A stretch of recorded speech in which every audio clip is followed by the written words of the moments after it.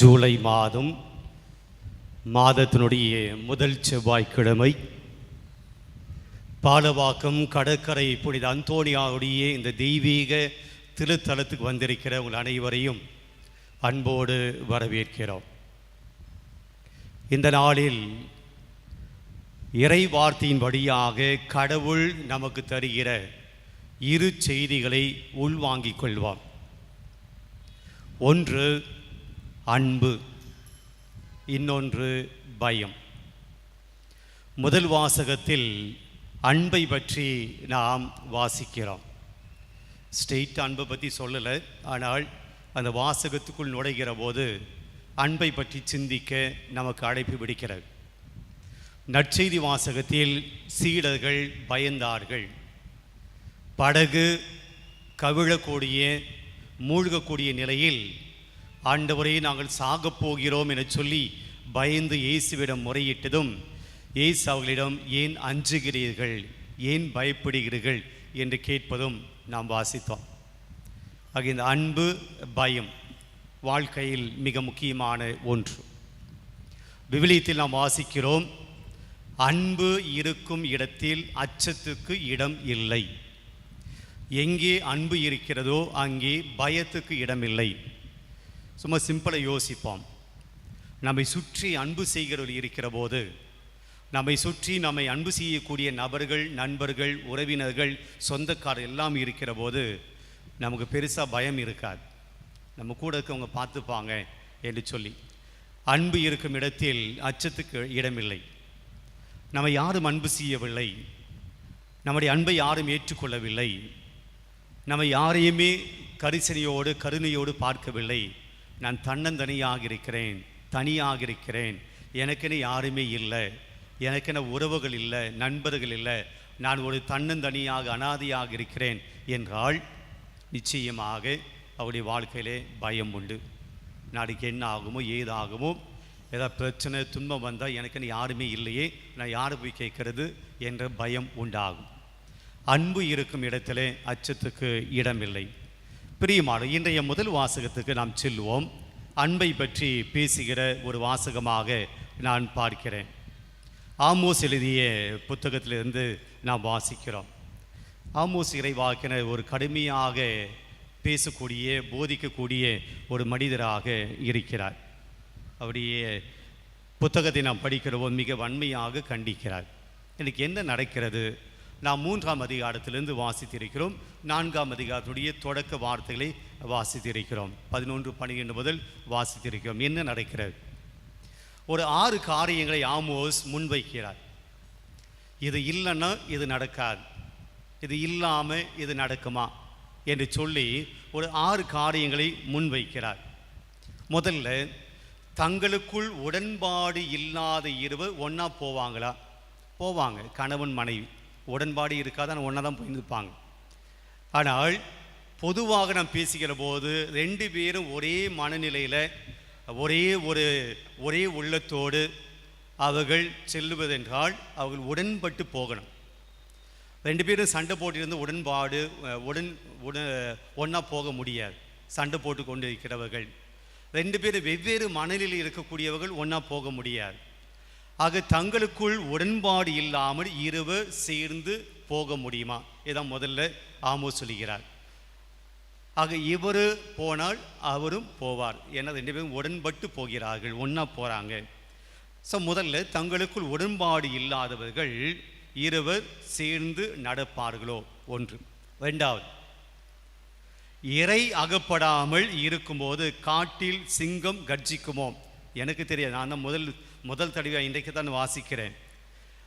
இறை அகப்படாமல் இருக்கும்போது காட்டில் சிங்கம் கர்ஜிக்குமோ? கர்ஜிக்காது அப்படின்னு சொல்கிறார். இறை இல்லாமல், இறை தேடி எந்த மிருகம் தனக்கு முன்னாடி இல்லாமல் இருக்கும்போது சிங்கம் அமைதியாக இருக்கும். ஏதோ ஒரு விலங்கு மாட்டிக்கொண்டால், ஏதாவது விலங்கு ஒரு அகப்பட்டு கொண்டால், தனக்கு தீனி கிடைச்சிச்சு, தனக்கு சாப்பாடு கிடைச்சிச்சு, ஒரு விலங்கு மாட்டிச்சுன்னா அப்போ தான் சிங்கம் கர்ஜிக்குமாம். அப்போ அவர் சொல்கிறாரு, இறை கிடைக்காமல் இருக்கிற போது சிங்கம் கத்தாது, இறை கிடைக்கும் போது தான் சிங்கம் கத்தும். இது 2வது. இது இருந்தால் இது நடக்கும். இறை இருந்தால் சிங்கம் கர்ஜிக்கும். மூன்றாவது ஆமோஸ் இறைவாக்கினர் சொல்லுகிறார், உங்ககிட்ட கூட பைபிள் இருக்குல்ல, வாசிக்கலாமே. ஒன்றையும் பிடிக்காமல் இருக்கையிலே குகையில் இருந்து இளம் சிங்கம் முழக்கம் செய்யுமோ. எதையும் பிடிக்காம, எந்த விலங்கு எதுவும் அடிக்காம இளஞ்சிங்கம் குகையில் இருந்து கர்ஜிக்குமோ, முழக்கம் செய்யுமோ. அப்போ ஏதாவது வேட்டையாடி அது கொண்டு வந்து குகையில் வைத்து தனக்குன்னு ஒரு தீனி கிடைக்கிற போது, சாப்பாடு கிடைக்கிற போது இளஞ்சிங்கம் கர்ஜிக்கும். இதெல்லாம் உங்களுக்கு முன்னாடி தெரியுமா? தெரிஞ்ச போல அப்படியே அமைதியாக இருக்கிறீங்க. இது எனக்கு புதுசாக இருக்கிறது. ஆக ஒரு தீனி கிடைச்ச உடனே ஒரு இளஞ்சிங்கம் அது விலங்கு அடித்து குகையில் வந்து வைக்கிற போது அப்படியே ஒரு சந்தோஷத்தில் கத்தும் போல இருக்கு. இளம் சிங்கம் கத்துமோ. மூன்றாவது. நான்காவது,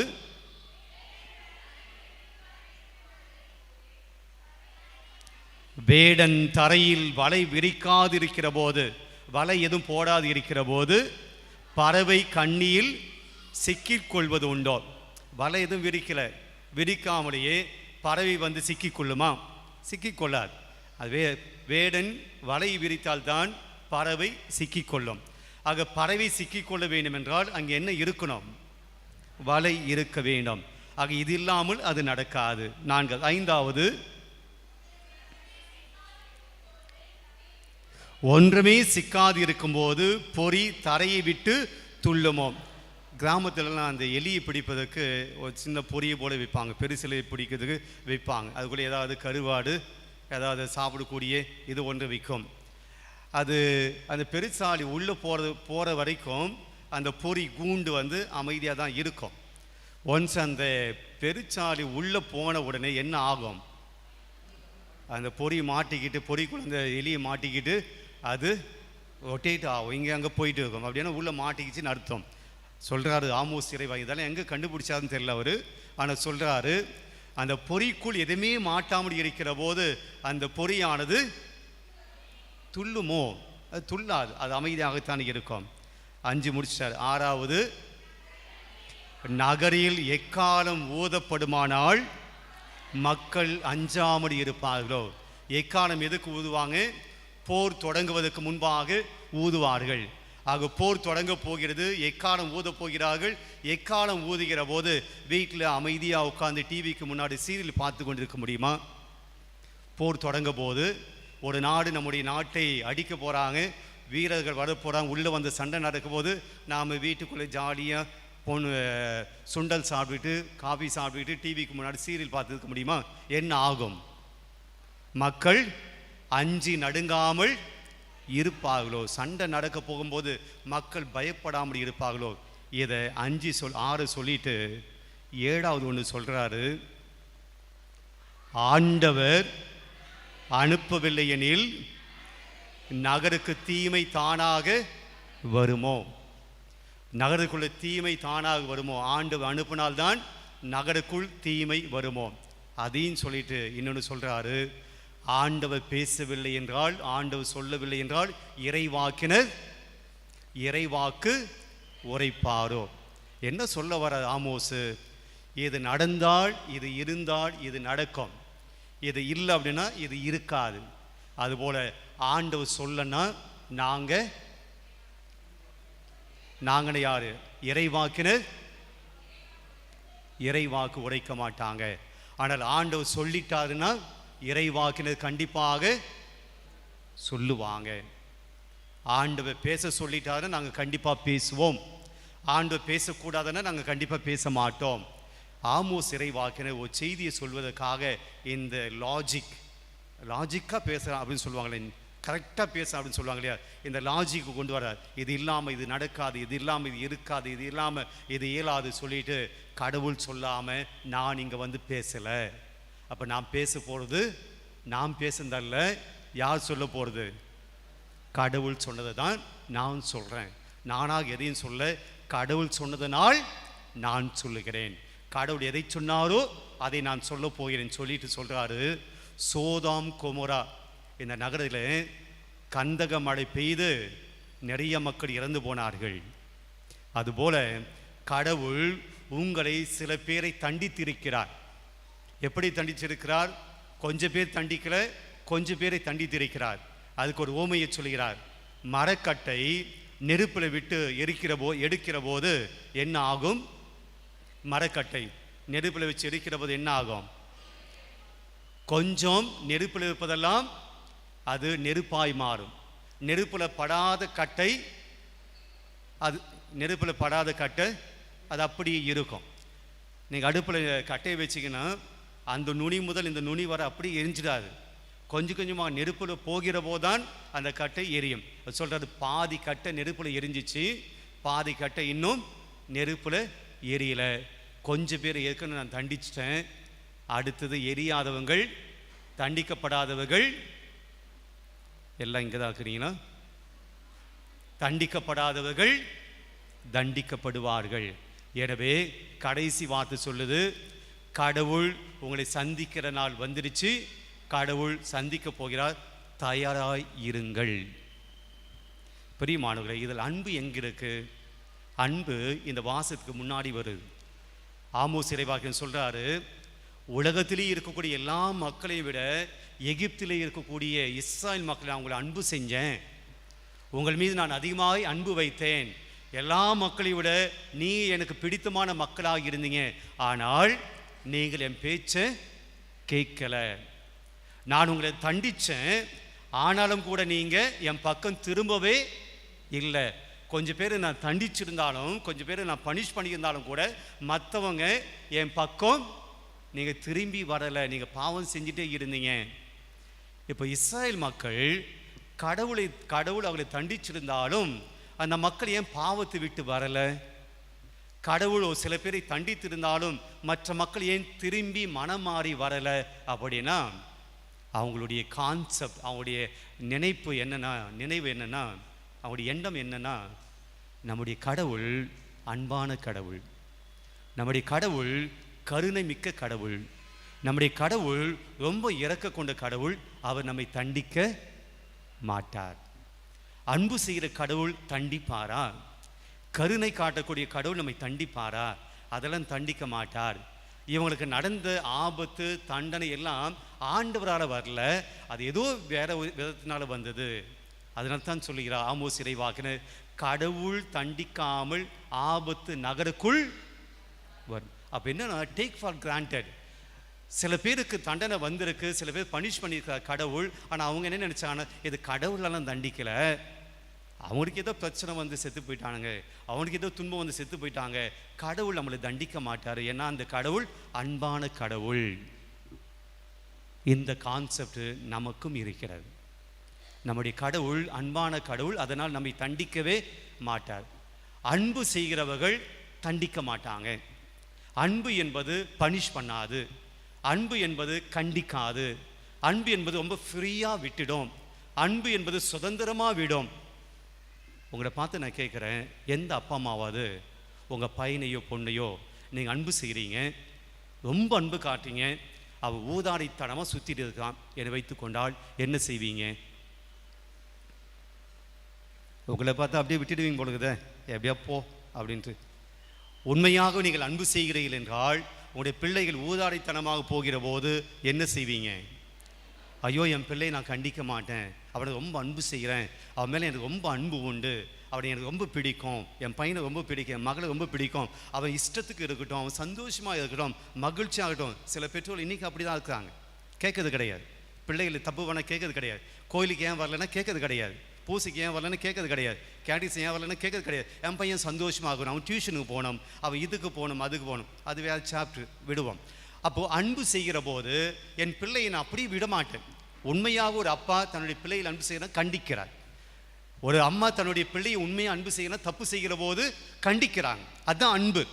கண்டிக்காமல் அப்படியே விட்டு விடுவது ஊதாரித்தனமாய் வாழ்வதற்கு அனுமதிப்பது சமம். அப்போ அன்பு என்றால் அப்படியே விட்டு விடுவதா, தவறு செய்கிற போது சுட்டி காட்டுவதா? தவறு செய்கிறவர் சுட்டி காட்டுவது. அதுதான் ஆமோஸ் இங்கே சொல்கிறாரு. கடவுள் அன்பானவர் தான், கருணை மிக்கவர் தான், அவங்க மேலே பாசம் வைத்திருக்கிறது தான், எகிப்திலிருந்து உங்களை வழிநடத்தி வந்த கடவுள் தான். ஆனால் அந்த கடவுள் உங்களை அன்பு செய்கிற கடவுள், நீங்கள் தப்பு பண்ணால், நீங்கள் பாவம் செஞ்சால் தண்டிக்கக்கூடிய கடவுளும் கூட. பிரியமான பல சமயத்தில் நம்முடைய ஆன்மீக வாழ்க்கையில் கூட நாம் அப்படியாகத்தான் வைத்திருக்கோம்.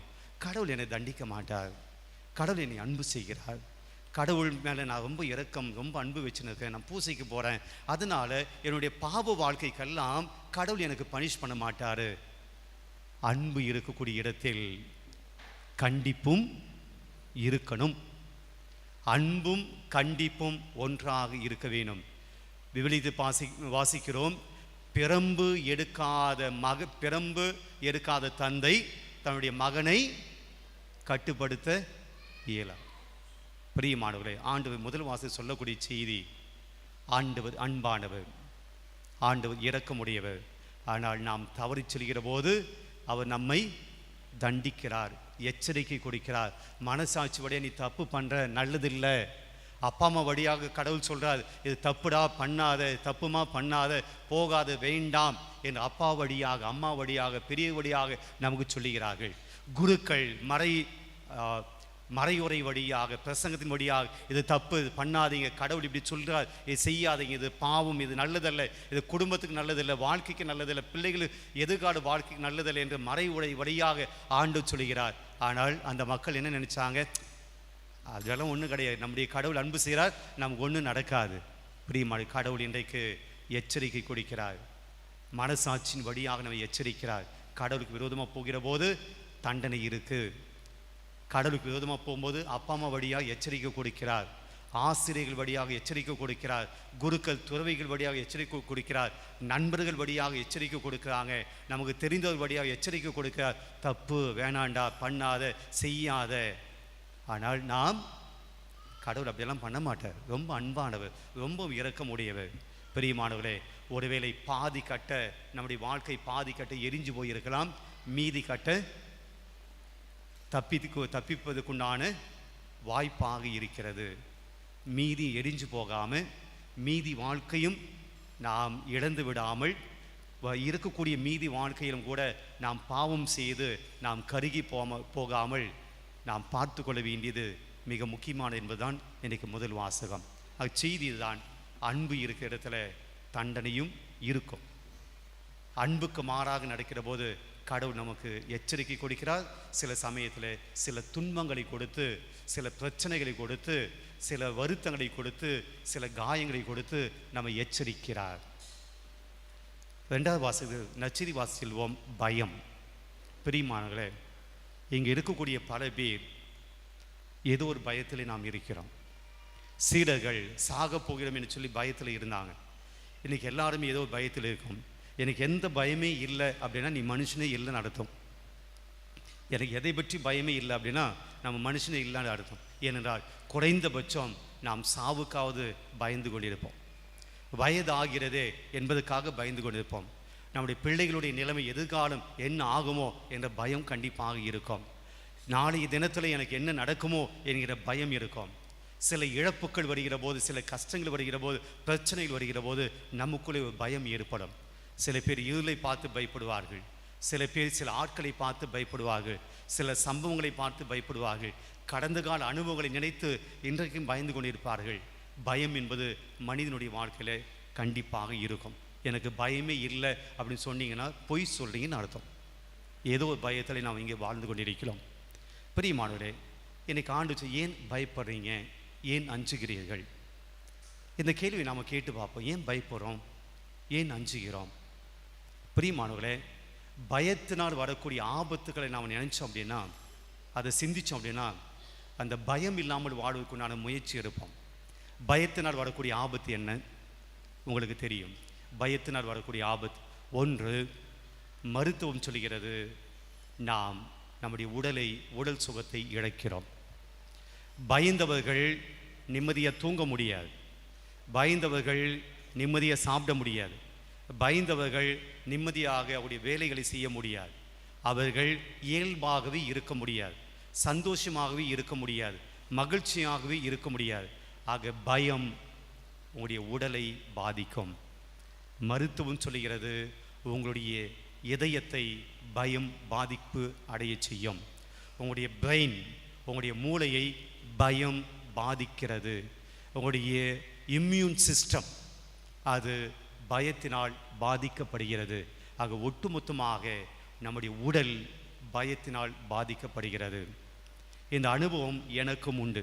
கடந்த சில ஆண்டுகளுக்கு முன்பாக ஒரு காரியம் வாழ்க்கையில் நடந்தபோது, ஒரு சில நாட்களாக, ஒரு சில வாரங்களாக பயந்த நிலையில் இருந்தபோது கிட்டத்தட்ட நான் ஒரு 4 கிலோ இறங்கி போயிட்டேன். உடல் எடை குறைந்து போனது. அது பின்பாக தான் அதிலிருந்து மீண்டு வருகிற போது நான் மீண்டும் அந்த பழைய நிலைக்கு வந்தேன். ஆக உடல் நிலை நம்முடைய பயத்தினால் பாதிக்கப்படும். ஒன்று. ரெண்டாவது, பயம் நம்முடைய செயல்பாடுகளை தடுக்கும். நீங்கள் தைரியமாக எதுவும் பண்ண மாட்டீங்க. எதைக்கு எடுத்தாலும் யோசிச்சுனே இருப்பீங்க. தோத்துட்டா, பிரச்சனை வந்துட்டா, முடியாமல் போயிட்டா, என்ன ஏதாவது ஆயிட்டா என்று நீங்கள் எதையுமே செய்ய மாட்டீங்க. வாழ்க்கையில் முன்னேறுவதற்கு மிகப்பெரிய தடை பயம். தோத்தாலும் பரவாயில்ல, ஜெயிப்போம், தோத்தாலும் பரவாயில்ல, செய்வோம் என்ற மனநிலை நமக்கு வராது. எதைக்கெடுத்தாலும் நம்ம காரணம் கண்டுபிடிப்போம். அன்றைக்கி அங்கே பண்ண தோத்துட்டேன், இங்கே பண்ண தோத்துட்டேன், அவங்க அப்படி பண்ணாங்க தோத்துட்டாங்க, நானும் பண்ணால் தோத்துடுவேன், ஐயோ வேண்டாம் வேண்டாம் என்று நம்முடைய வாழ்க்கையில் முன்னுக்கு வராமல் நாம் அப்படியாக இருப்போம். ரெண்டாவது, நம்முடைய முன்னேற்றம் தடைபடும். மூன்றாவது, பயந்தவர்கள் தங்களுடைய உறவுகளை விட்டு விடுவார்கள். உறவு நிலை பாதிக்கும். பேச மாட்டாங்க, சந்தோஷமாக இருக்க மாட்டாங்க, ஃப்ரெண்ட்ஸோடு போக மாட்டாங்க, குடும்பத்தோடு ஒட்டி உறவாட மாட்டாங்க, ஏதோ பறிகொடுத்து போல அவர்கள் இருப்பார்கள். உறவு நிலை பாதிக்கப்படும். நான் நிறைய சொல்லிட்டு போகலாம். கடைசியாக நான் சொல்ல வருகிறேன், பயம் கடவுள் மீது இருக்கக்கூடிய நம்பிக்கையை இழக்க வைக்கும். பயம் கடவுளுடைய அற்புதங்களை காண செய்யாது. கடவுள் நம்மை வழிநடத்தி கொண்டு வருகிறார் என்பதை பார்க்காது. அவருடைய பார்வையெல்லாம் பயத்தின் மீது இருக்குமே ஒழிய கடவுள் இத்தனை நாள் நம்மை வழிநடத்தி வந்தாரே அதை பார்க்காது. அதுதான் நீ நற்செய்தி வாசகத்தில் நான் வாசித்தோம். கடவுள் பக்கத்தில் இருக்காரு, ஆனால் பயத்தினால் எதை பார்த்தார்கள்? சுத்தம். நற்செய்தி படித்தோம்ல, சீடர்கள் எதை பார்த்தார்கள்? அலைகளை பார்த்தார்கள், கடலின் கொந்தளிப்பை பார்த்தார்கள், படகு மூடுவதை பார்த்தார்கள், பக்கத்தில் இருக்கக்கூடிய இயேசுவை பாருங்கள். உங்களுடைய பயம், நம்முடைய பயம் கூட பயத்தை தான் பார்க்க வைக்குமே ஒழிய என் கடவுள் என்னை வழி நடத்தி வராரு, இத்தனை வருஷம் என்னை வழி நடத்தினாரு, இனிமேலும் வழி நடத்துவார் என்று கடவுள் செய்த அற்புதங்களையும் கடவுள் வழி நடத்தி வந்த அந்த பாதுகாப்பையும் பார்க்காது. நமக்கு அவநம்பிக்கை வந்துடும். கடவுள் செய்த காரியங்கள் மீது அவநம்பிக்கை வந்துடும். ஆக பயம் இருக்கும் இடத்தில் நாம் உடல் சுகத்தை இழக்கிறோம், மன நிம்மதியை இழக்கிறோம், நம்முடைய முன்னேற்றத்தை இழக்கிறோம், நம்முடைய உறவுகளை இழக்கிறோம், நம்முடைய விசுவாசத்தை இழக்கிறோம். ஆக பயத்திலிருந்து வெளியே வரணும்னா என்ன பண்ணணும்? பயத்தை நாம் ஒரு பிரச்சனையாகவே பார்க்காமல், போனால் போகட்டும், வந்தால் வரட்டும், நான் செய்ய வேண்டியதை செய்வேன் என்று சொல்லி நாம் துணிச்சலோடு நாம் வர வேண்டும். விவிலியம் சொல்கிறது, கடவுள் நமக்கு பயத்தினால் ஆன உள்ளத்தை கொடுக்கவில்லை, மாறாக நமக்கு கோடை உள்ளத்தை கொடுக்கவில்லை. கடவுள் நமக்கு கோடை உள்ளத்தை கொடுக்கவில்லை, மாறாக வலிமையை கொடுத்திருக்கிறார், தூய ஆவியை கொடுத்திருக்கிறார். இந்த நம்பிக்கையோடு நம்முடைய பயங்களிலிருந்து வெளியே வருவோம்.